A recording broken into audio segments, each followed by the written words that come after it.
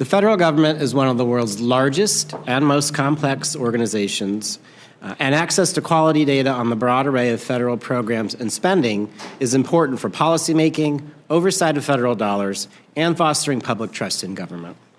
My remarks today will highlight aspects of GAO's large body of work on the federal government's efforts to improve the quality, transparency, and accessibility of information on federal programs and spending, as well as challenges that require additional attention. I'll start by discussing USAspending, which has been talked about before. It's the government's official public source of federal spending data. And over the last 2 decades, both Congress and the executive branch have taken steps to improve the quality and transparency of spending data available on the website. However, GAO continues to identify challenges that make it difficult for policymakers and the public to have access to complete and reliable data on the website. For example, not all types of federal awards are consistently reported to USAspending. We found that federal agencies were not consistently reporting spending on other transaction agreements, which are a particular type of award that provides more flexibility than a standard contract or grant. And as an example, we identified over $77 billion in other transaction agreements that the Department of Defense awarded over the last 5 fiscal years, and that information was not reported on USAspending. One reason why federal agencies may not consistently report other transaction agreements on the website is that federal law neither explicitly includes nor excludes them as a type of award that agencies are required to report. And we suggested that Congress amend the law to include other transaction agreements among the types of awards that agencies must report.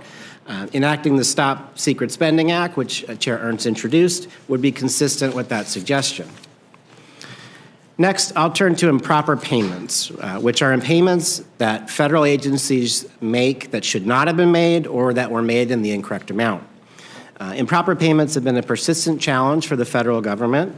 Agencies are required to determine which of the programs they administer are susceptible to significant improper payments and publish estimates on those programs. For example, for fiscal year 2025, federal agencies reported a total of $186 billion in improper payments. However, GAO has long reported that the improper payment estimates do not include certain programs that are susceptible to improper payments. And as a result, the total reported amount of improper payments does not represent the full extent of government-wide improper payments.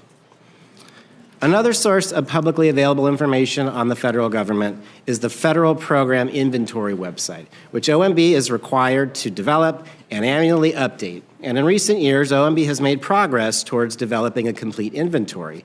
However, in a report we issued earlier this month, we found that the inventory does not yet include all programs, such as defense or foreign assistance, and it does not provide all required information, such as each program's contribution to its agency's mission and goals. We made 17 recommendations to OMB related to implementing a complete inventory and enhancing its usefulness.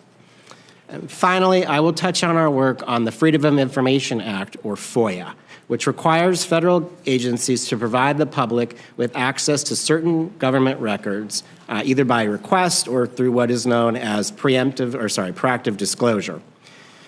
We have reported that federal agencies face persistent challenges processing FOIA requests within required timeframes, and we have found weaknesses in some agencies' policies and processes to comply with proactive disclosure requirements.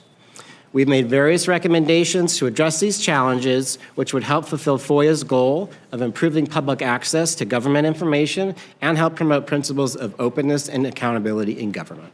This concludes my prepared remarks, and I look forward to any questions you may have.